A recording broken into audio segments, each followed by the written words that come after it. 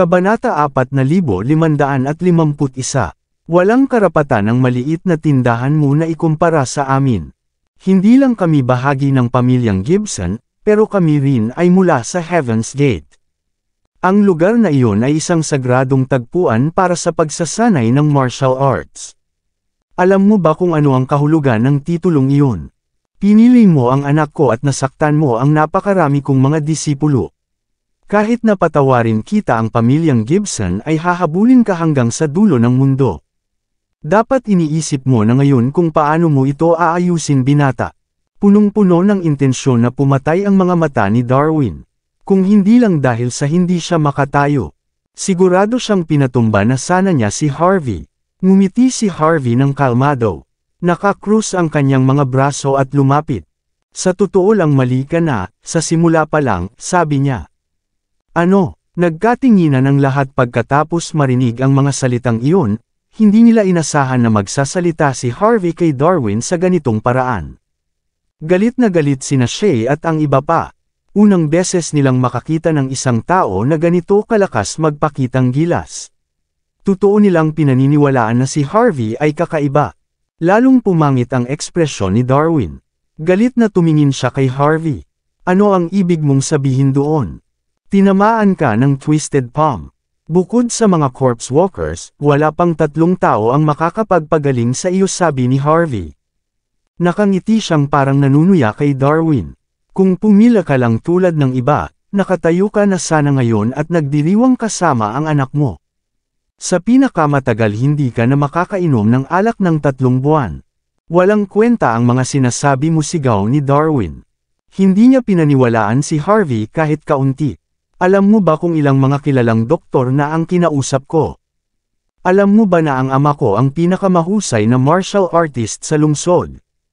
Humingi pa siya ng tulong mula sa isang elder ng Heaven's Gate.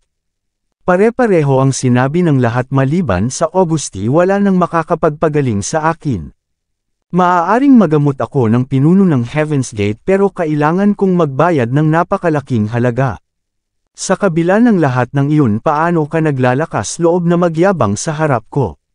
Medyo magaling ka pero baka mapahamak ka kung susuungin mo ang hindi mo kayang pagtagumpayan.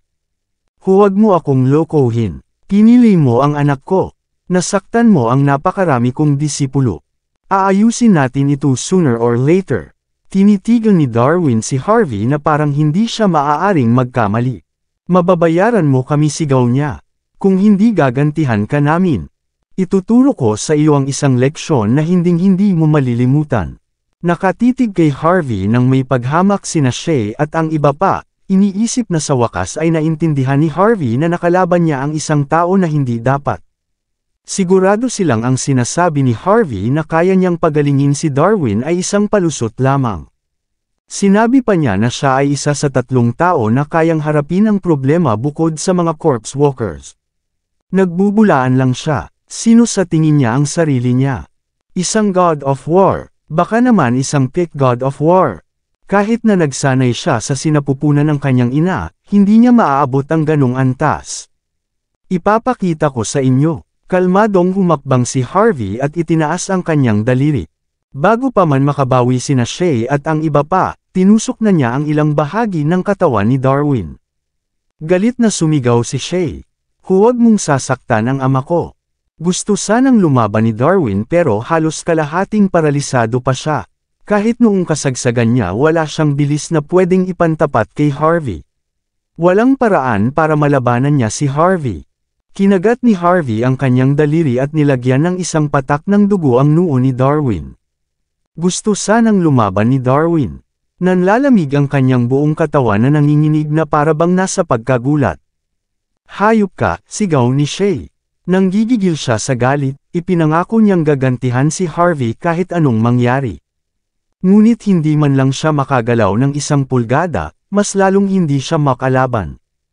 Isa lang siyang walang kapangyarihang babae. Nagulat ang mga customer nang makita nilang nanginginig si Darwin nang walang tigil.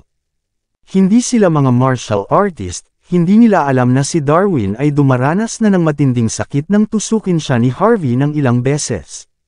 Blarg! Sa ilalim ng nagulat na tingin ng lahat, Isang bagzo ng dugo ang lumabas mula sa bibig ni Darwin. Galit na galit siya. Paano mo nagawang saktan ako? Maliit na hayop, sigaw niya. Tumayo siya ng galit. Gusto kitang patayin. Nagsuntok ng galit si Darwin kay Harvey. Anong nakakatakot na tanawin? Flak. Hindi pinansin ni Harvey ang sinabi niya at sinampal siya sa mukha. Isa pang bagzo ng dugo ang lumabas mula kay Darwin. Ang dugo ay mas mainit kaysa dati. Mukha siyang medyo mas nakaka-relax. Nararamdaman na niya ang pagdaloy ng dugo sa kanyang katawan at ang pag-init ng kanyang temperatura. Gusto niya sanang sumugod muli ngunit bigla siyang natigilan at nakatingin ng naguguluhan. Ako, nakatayo ako, gumaling na ba ako? Nanlaki ang mata ni Shea at ng iba pa sabay na pagtanto nila ang nangyari. Hindi sila makapaniwala. Hindi nila inasahan na talagang makakatayo si Darwin. Parang nagbago ang lahat matapos lamang siyang dumura ng dugo. Dahan-dahan niyang inusag ang kanyang mga kamay at paa at pinaikot ang kanyang enerhiya. Napagtanto niya agad na halos gumaling na siya. Hindi niya inakalang posible ito. Lubos na nagulat sina Castile at Cliff. Hindi nila akalain na magagawa ni Harvey ang ganitong milagro. Ang mga customer ay tinitingnan siya na may paghanga. Nagawang gawin ni Harvey ang hindi kayang gawin ng mga eksperto sa medisina. Nakakabaliw ito. Ayos na ako, sigaw ni Darwin sa tuwa. Gumaling na ako. Sa ilang buwan lang magiging isang eksperto ulit ako sa martial arts. Natawa siya ng malakas, iniisip na kaya na niyang patumbahin ang isang baka gamit ang isang suntok. Hindi mo ba sa tingin medyo napakadali niyan, tanong ni Harvey. Nakakrus ang mga braso niya at ngumiti na may kahulugan. Pansamantala ko lang pinawi ang kalagayan mo. Hindi ko pinagaling ang mga sugat mo at hindi ko tinanggal ang sumpa sa katawan mo. May 24 na oras ka para gawin ang kahit ano. Pagkatapos ng oras na iyon babalik ka sa pagkilos gamit ang iyong wheelchair. Ginagawa ko ito para patunayan sa iyo na nagsasabi ako ng totoo. Bukod pa rito, karaniwan akong humihingi lamang ng $10 para sa serbisyo ko. Hindi na kailangan ng mga geomancy treasures dito. Kaya ko sanang ayusin ang problema mo sa loob ng 10 minuto pero nagpakataas ka pa. Ang anak mo ay pilay. Ang mga disipulo mo ay nasaktan. May isang araw ka lang para ayusin ang lahat bago dumating ang hindi may iwasang katapusan. Mahinang ngumiti si Harvey. Pahalagahan mo ang natitirang oras mo. Magsisisi ka sa buong buhay mo sa desisyon mo. Kalmado ang anyo ni Harvey na parang nagpapalayas lang ng ilang asong ulol. Hindi yun sapat dahil malamang ipagpapatuloy ni Darwin at ng anak niya ang pang-aabuso sa mga ordinaryong tao. Kaya gusto ni Harvey na bigyan si Darwin ng kaunting pag-asa bago agad itong pawiin. Ito ang tunay na pahirap. Gaya ng inaasahan, biglang pumatla ang mukha ni Darwin nang marinig ang sinabi ni Harvey. Ang ngiti sa mukha niya ay agad na natigilan. Labis na naging pangit ang hitsura ni Shea at ng iba pa. Lahat sila ay halos magdugo sa galit. Gusto ni Shea na sampalan ang sarili. Kung naging maingat lang siya kanina at pumila ng maayos, baka nakabalik na sa normal ang kanyang ama. Nanginginig ang katawan ni Darwin at halos matamba. Matagal na panahon bago siya nakapagsalita sa galit na tono. Paano mo nagawang gawin ito? Wala ka bang kahihiyan? Kahihiyan? Tanong ni Harvey.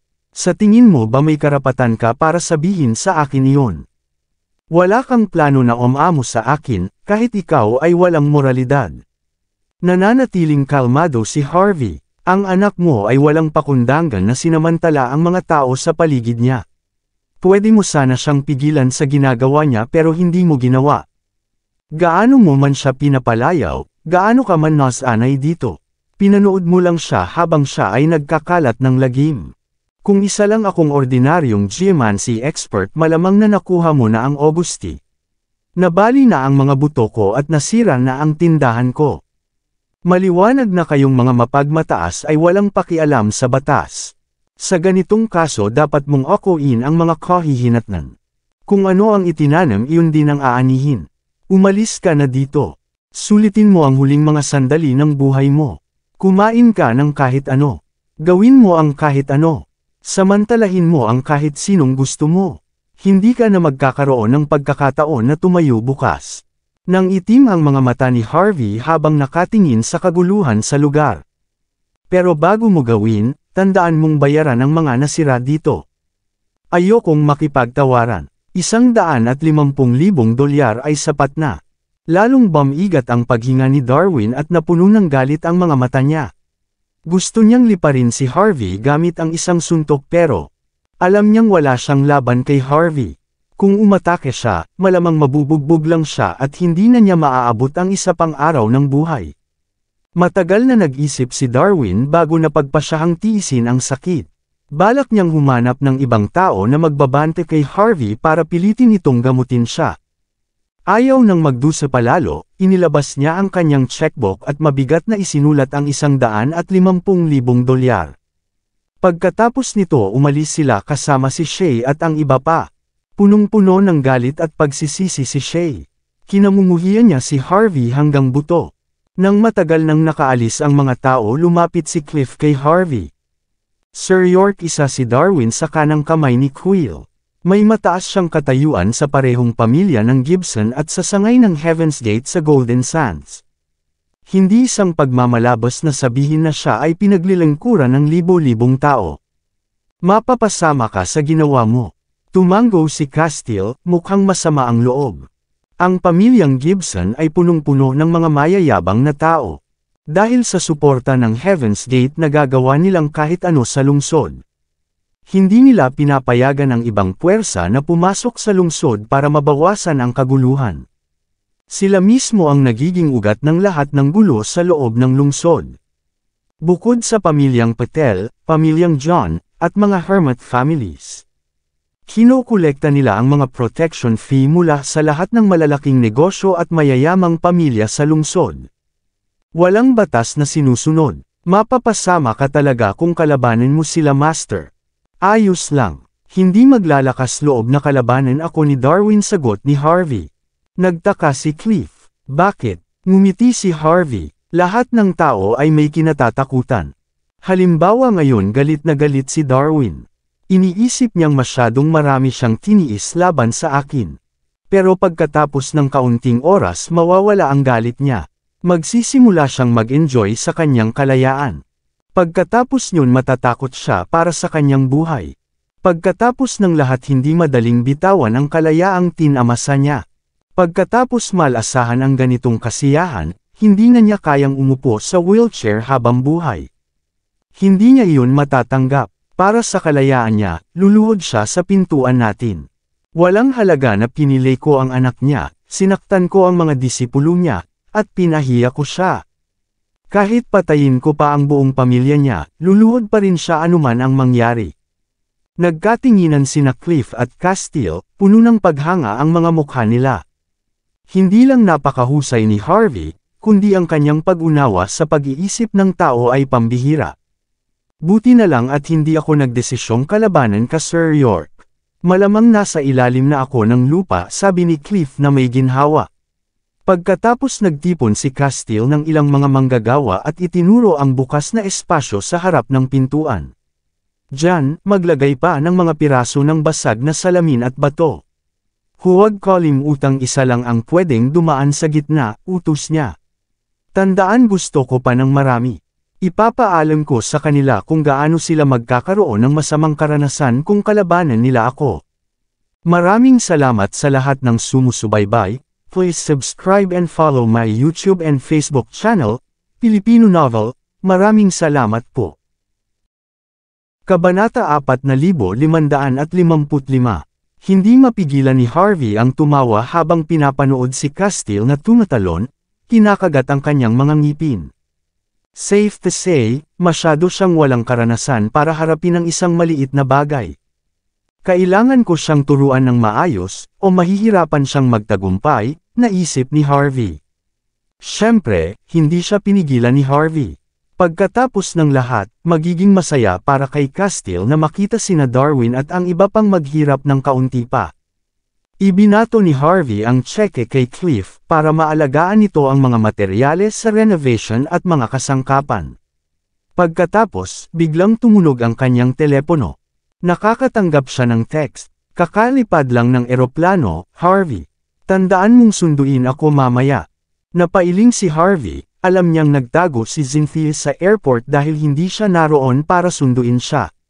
Gumawa siya ng isang palusot. Alam niya na walang pagbabago sa oras ng kanyang flight sa pamamagitan lamang ng pag-check nito sa kanyang telepono. Kahit na ganun, malapit siya sa kanyang hipag.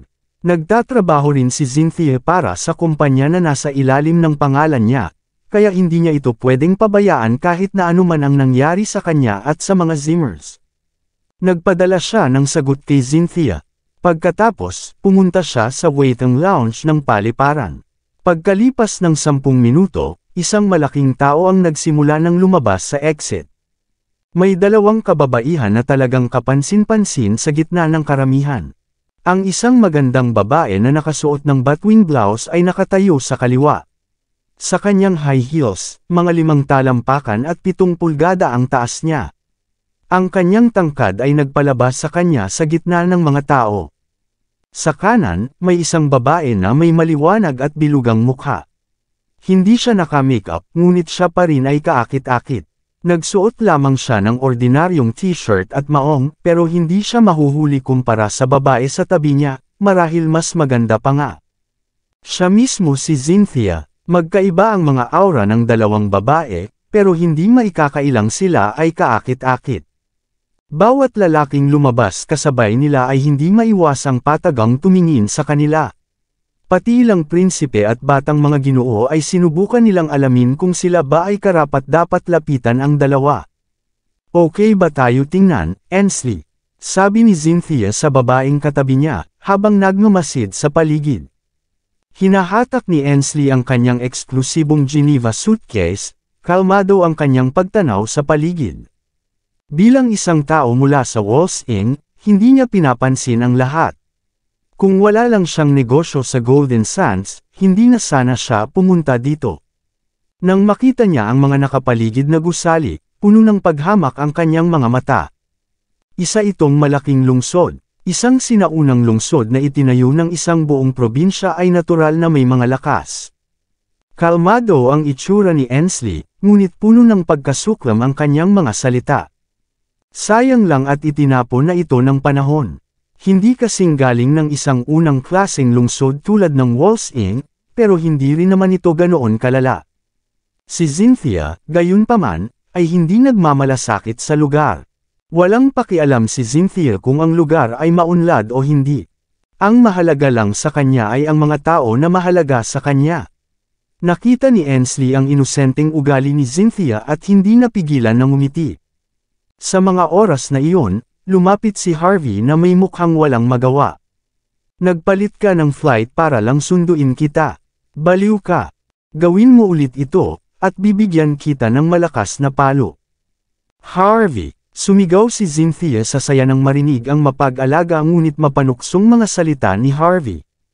Mabilis siyang tumakbo, at kumapit sa braso ni Harvey na parang kawit. Miss na miss kita, Harvey. Hindi ako makatulog nang wala ang amoy mo. Sa puntong ito, kilalang-kilala na si Cynthia bilang isang sikat na artista, kahit na estudyante pa rin siya sa universidad. Ngunit parang wala siyang pakialam, habang nagiging malapit-lapit kay Harvey. Tama na, Cynthia, sabi ni Harvey. Sikat ka na ngayon. Kung may kumuha ng litrato natin ng ganito, magiging malaking iskandalo ito. Mapapahamak ang career mo. Huminga ng malalim si Harvey, at inalis si Cynthia mula sa pagkakayakap. Sa hindi malamang dahilan, medyo nalungkot siya. Ano bang ibig mong sabihin? Wala naman silang maipipilit sa atin. Pinakamalayo na ang pag-uusapan nila ay pagiging mapagmahal natin bilang isang pamilya, sabi ni Cynthia. Tumingin siya kay Harvey, na medyo naiinis. Nang makita niyang medyo nagagalit si Harvey, mabilis niyang binitiwan ito. Nakuha ko na. Nagtalo kayo ulit ng kapatid ko, hindi ba? Natatakot kang magkakaroon ng iskandalo na magpapagalit sa kanya. Nakangit-ngit si Harvey. Alam mo naman kung sino talaga tayo. Sa kabila ng lahat, hindi na binatikos ni Harvey si Cynthia sa publiko. Tumingin siya sa magandang babae sa tabi ni Cynthia, nagtataka. Mabilis namang natauhan si Cynthia. Nakalimutan ko nga pala ipakilala ka. Siya ang bida sa pelikulang kasama ko. Sikat na artista siya at itinuturing na pambihirang ganda sa bansa, si Ansley Johnson. Taga Walsing din siya. Hindi lang siya sobrang talentado, mayaman pa siya. Huwag ka nang lumapit sa kanya, Harvey. Wala kang tsansa. Gumawa ng nakakatawang mukha si Cynthia bago ipinagpatuloy ang pagpapakilala. Ansley, ito ang bayaw ko, si Harvey. Nagulat si Harvey. Tapos, naalala niya kung sino si Ansley. Ang kanyang kagandahan ay itinuturing na alamat simula nang siya'y magdebu ilang taon na ang nakalipas. Gayunpaman, nawala na ang kanyang inosente siguro dahil sa mga pabago-bagong karanasan sa industriya ng aliwan. Nagkaroon siya ng mature na aura. Kahit hindi masyadong gusto ni Harvey ang ganong pakiramdam sa kanya, inabot niya ang kanyang kamay ng may magalang na ngiti. "Kamusta, Miss Johnson?" Tiningnan siya ni Ansley ng masama, nang makita niya ang ordinaryong damit ni Harvey at ang lumang Rolex nito, hindi niya mapigil ang magalit. Lahat ng tao sa kanyang bilog ay nagsusuot ng Patek Philippe at Vacheron Constantin na mga relo. Kung nagsusuot sila ng kahit anong Rolex na hindi Rainbow Daytona, hindi sila pinapansin.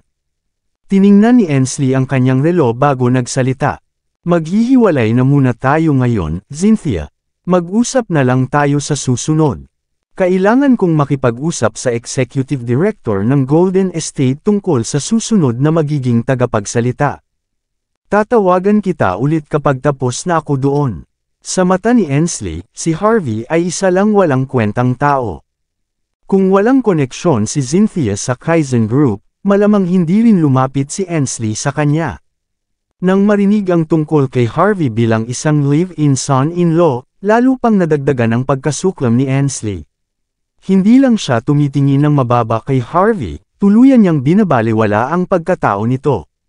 Para sa isang mayaman at magandang babae katulad niya, walang karapat-dapat na respeto ang isang lalaking inaalagaan lang.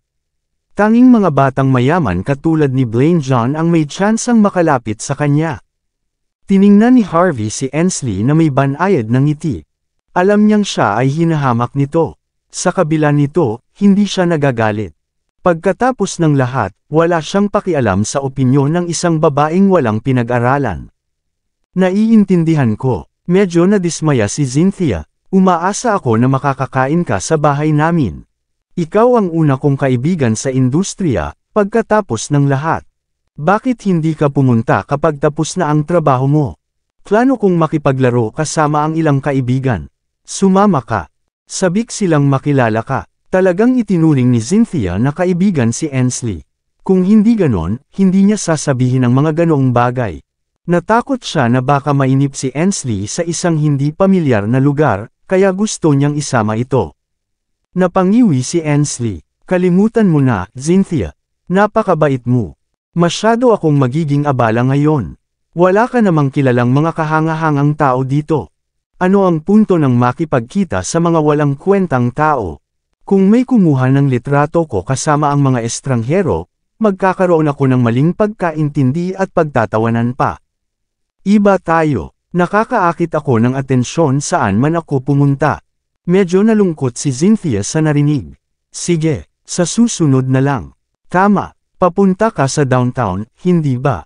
Gusto mo bang ihatid ka ni Harvey?" "Hindi na kailangan. May kotse na akong susundo sa akin. Tanging Audi, BMW, o Mercedes man lang ang sinasakyan ni Ansley." Batay sa suot ni Harvey, inisip niyang isa lang ordinaryong sasakyan ang dala nito. Malamang lumang kotse lang iyon. Kung may kumuha ng litrato niya sa ganung kotse, agad mawawala ang imahe niya bilang mayaman at magandang babae. Mas gusto pa niyang sumakay sa mga pribadong kotse. Walang malasakit niyang inilabas ang kanyang telepono, at tumawag ng kotse. "Okay lang, Cynthia," sabi ni Harvey. Matanda na siya, at malaking artista pa. Kaya na niya ang sarili niya. Hindi gusto ni Harvey si Ansley. Kinuha niya ang mga bagahe ni Cynthia, at naglakad papunta sa kanyang Audi. Vroom! Dumaan ang kotse mismo sa harapan ni Ansley. Binaba ni Cynthia ang bintana, at kumaway kay Ansley. Natigil ang mapanghamak na tingin ni Ansley nang makita ang plaka ng kotse. Isa itong Audi A8 na may 5 pito. Hayaan mo akong sabihin sa'yo, Harvey. Maaaring patago lang akong bumalik dito. Pinagagawa pa ako ng direktor ng ilang pelikula. Patuloy niya akong pinag-overtime. Pagod na ako. Hindi man lang napansin ni Cynthia na iba ang kotse ni Harvey. Hindi ito mahalaga sa kanya, basta si Harvey ang nagmamaneho. Gusto ko lang mapasama sa mga magagandang pelikula. Hindi ko pwedeng tanggapin ang bawat proyekto. Narinig ko na ang Golden Sands Bank ay makikipagtulungan sa kumpanya ko para sa isang malaking blockbuster. Tatangkain ko iyon. Kung makuha ko ang papel, baka bigla akong sumikat. Napatigil si Harvey. Golden Sands Bank. Nagbibiro ka ba? Mukhang magbibigay pa ng lektura si Cynthia kay Harvey. May isang bagay na hindi mo alam, Harvey. Ang Golden Sands Bank ay may mahabang kasaysayan. Nandito na ito mula pa noong panahon ng Braided Dynasty. Habang patuloy pa ring umuunlad ang bansa, nagpopondo na ang bangko para sa sahod ng mga sundalo. Kaya ang bangko ay isang makasaysayang lugar na puno ng positibong enerhiya. Sila ay tiyak na magiging matagumpay sa isang malaking blockbuster film. Bukod pa riyan, para masigurado ang kalidad ng pelikula, plano nilang kumuha ng mga bagong tao sa industriya imbes na yung may mga kontrobersya na. Kaya nga ako bumalik dito.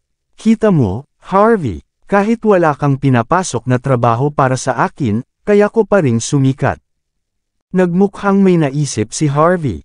Naisip niya ang oras para makipagkita kay Saul. Nagmamalaki ka na sa dami ng impormasyon mong nakuha, sabi niya. Napangiwi si Cynthia. Sinusubukan ko lang mabuhay mag-isa. Kung hindi ako gumawa ng isang malaking hakbang, pipilitin ako ni ama at ina na magpakasal sa isang kakaibang batang mayaman pagkalabas ko ng unibersidad. Ayokong mangyari iyon. Ang mabuting lalaki katulad mo ay bihira lang, pagkatapos ng lahat. Natahimik si Harvey. Huwag mong ipapaalam iyan kay inay. Kung marinig niya iyon, mapapahamak na naman tayo. Sige, hindi ko sasabihin. Sagot ni Cynthia. Oh, tama. Nag-imbita ako ng ilang tao mula sa Golden Studios. Narinig kong may mataas na mga posisyon sila. May konting impluensya rin sila sa industriya ng pelikula dito sa Golden Sands. Dahil sinusuportahan sila ng Golden Sands Bank, kaya nilang ayusin ang mga bagay dito. Sana, matulungan nila akong makuha ang papel. Naghanda ako ng malaking regalo para sa kanila, pagkatapos ng lahat. Ipinakita ni Cynthia ang kanyang regalo ng buong pagmamalaki. Natahimik si Harvey nang makita ito, mga souvenir mula sa Film City. Nakakatawa kung may interesado sa mga ganitong bagay. Mas mabuti pang mga gintong bar na lang ang dinala mo. Pero ayaw ni Harvey sirain ang tuwa ni Cynthia. Gusto mo bang sumama ako? Tanong niya, matapos isipin ang sitwasyon. Natakot siyang baka mapagsamantalahan si Cynthia. Sige, sabihin ko sa kanila na assistant kita. Gusto sanang tumanggi ni Cynthia, pero mas magiging kampante siya kapag kasama si Harvey. Ilalagay natin ito sa kotse mo. Tara na ngayon, sabi niya. Pagkatapos, ibinigay niya kay Harvey ang address. Nang pauwi na sina Harvey at Cynthia, oras na ng rush hour sa gabi. Matindi ang trapiko. Matapos magmaneho ng 2 oras, halos maubusan na ng gasolina ang sasakyan. Huminto ito sa tapat ng isang bar. Ang pangalan ng bar ay Champagne. Napakakinang nito, at madaling makita mula sa labas. Sumama ka sa akin, Harvey. Ang mga matatanda katulad mo ay hindi sanay sa mga lugar na ganito, sabi ni Cynthia, pero ipapakita ko sa iyo ang paligid. Matapos makaidlip ng matagal sa kotse, agad na bumukas ang mga mata ni Cynthia nang marinig ang nakakabinging tugtog. Mabilis siyang bumaba ng sasakyan at hinila si Harvey papasok sa bar. Agad na bumungad ang malalakas na tunog sa tainga ni Harvey nang pumasok siya. Parang umaalon ang bass sa buong katawan niya, parang tumutugtog mula sa loob niya. Napakapangit ng pakiramdam. Sa oras na ito, punong-puno ang bar. Iba't ibang tao ang naroon, kaya't medyo masagwa ang paligid. Hindi talaga gusto ni Harvey ang ganitong klaseng lugar. Naisip niyang bigyan ng lektura si Cynthia para umiwas na ito sa mga ganitong lugar sa hinaharap. Hindi napansin ni Cynthia ang pagkaasiwa ni Harvey. Natatawa siya na parang batang estudyante, hawak ang kamay ni Harvey sa kanyang mga braso. Habang nakatayo sa counter, mabilis siyang tumingin-tingin sa paligid. Nandito kami, Cynthia. Nandito kami. Natural na makakakuha ng maraming atensyon ang isang napakagandang babae katulad ni Cynthia pagpasok niya. Isang babae na may mahabang magagandang binti, suot ang damit mula sa Balenciaga, ang tumayo at kumaway kay Cynthia. Nasa isang marangyang booth ito kasama ang iba pang magaganda ring tao. Kumaway pabalik si Cynthia, at hinila si Harvey papunta sa kanila. 6 na kabataang babae ang naroon, nakasuot sila ng mga damit na nagpapakita ng kanilang mahahabang binti, manenipis na baywang, at malalaking dibdib. Agad na nakuha ang atensyon ng lahat. Kung ikukumpara sa kanila, medyo iba si Cynthia. Ang inosente niyang hitsura ay labis na nangingibabaw sa lahat ng babae doon. Tumayo si Cynthia sa tabi ni Harvey, parang nagpapakitang hindi pa siya nakakapunta sa mga ganitong lugar. Huwag kang titingin-tingin, babala niya. Kung gagawin mo man, tiyakin mong sa Stockholms ko lang titingin. Kahit hindi bulagin ng ate ko ang mga mata mo, ako mismo ang gagawa nun. Napatawa ng bahagya si Harvey nang marinig iyon. Hindi niya alam kung paano magpapaliwanag. Matapos takutin si Harvey, mabilis na niyakap ni Cynthia ng mahigpit ang mga kababaihan. Amani, Kenzie, Dana. Ang tagal na natin hindi nagkikita. Halika, ipakikilala ko kayo. Ang gwapong lalaking ito ay ang bayaw ko, si Harvey York. Harvey, sila si Amani, Kenzie, at Dana. Nakilala ko sila sa Idol Training Camp. Mga sikat na artista sila mula sa Golden Studios. Kadalasan, mahirap makita sila. Karangalan ang makasama sila sa hapunan. Sa wakas natapos na ang pagpapakilala ni Cynthia. Tinitigan ni Harvey ang mga artista, na halos magkamukha, at hindi maiwasang mapatahimik. Gusto niyang sabihin kay Sol na huwag mag-aksaya ng pera ng ganun-ganun lang. At least kumuha sana ng mga babaeng may kakaibang katangian. Bukod sa kanilang kabataan at magagandang mukha, hindi sila magiging memorable. Kabanata 4560. Kahit na marami siyang reklamo sa isip, maayos pa rin na iniabot ni Harvey ang kanyang kamay. Kamusta kayong lahat? Sabi niyang mapagpakumbaba. Ako si Harvey. Ikinagagalak ko kayong makilala. Tinitigan ni Amani si Harvey nang may panghahamak. Gusto niyang makilala ang mga prinsipe at batang mayayaman, hindi isang mukhang mahirap na katulad nito. Tumango si Kenzie nang walang malasakit, hindi man lang tumingin kay Harvey sa mata. Uminom siya ng kanyang soda, binaliwala si Harvey. Si Dana naman, tumawa ng malamig. Nagbibiro ka ba, Cynthia? Sabi niya, hindi ka pwedeng basta magdala ng kahit sino para uminom kasama namin. Tatanggapin namin ang lalaking sumusuporta sa'yo at nagmamay-ari ng Kaizen Group, pero hindi mo pwedeng dalhin dito ang bayaw mo at ipahiya kami lahat. Agad na napangiwi si Amani. Tama, gusto naming makilala ang batang mayaman. O natatakot ka bang maaga namin siya sa'yo? Inatrust ni Harvey ang kanyang kamay, at ngumiti ng bahagya. Alam niyang walang intensyon ang mga artistang ito na maging kaibigan ni Cynthia. Ginagamit lang siya para makakilala ng mga makapangyarihang tao sa likod ng eksena. Dahil sa kanilang tingin, isang bayaw lang si Harvey, kaya natural na hinahamak siya. Wala namang pakialam si Cynthia dito. Kalokohan. Napagod na ako sa pagbabasa ng napakaraming libro at script araw-araw. Binibigyan ko ng buong pagsisikap ang bawat pelikulang ginagawa ko. At kung may dapat akong ipagmalaki, ito'y dahil sa bayaw ko. Si Harvey ang pinakamalaking suporta ko. Hindi ko kailangan ng iba pa. Sumandal si Cynthia kay Harvey habang ipinagmamalaki ang lakas nito, nakayakap ang kanyang braso sa balikat ni Harvey. Totoo lahat ng sinabi niya, pero wala ni isang naniniwala sa kanya. Damang-dama ni Harvey ang init ng kamay ni Cynthia sa balikat niya, at agad siyang napuno ng iba't ibang imahinasyon. Mabilis niyang huminga ng malalim upang kalmayan ang sarili, sinubukang pigilan ang sarili mula sa pag-iisip ng mga bagay na iyon. Hindi na siya papayag na mahulog muli sa ganung patibong. Buti na lang tinawagan ko si Mr. Lee. Kung wala siya, malamang walang magbabayad ng bill, lalo na yung may masayang makakasama. Napangiwi si Amani, tapos tumingin sa kanyang nagba-vibrate na telepono. Tumayo siya na puno ng excitement, at kumaway sa ilang tao mula sa malayo. Narito ako, Mr. Lee.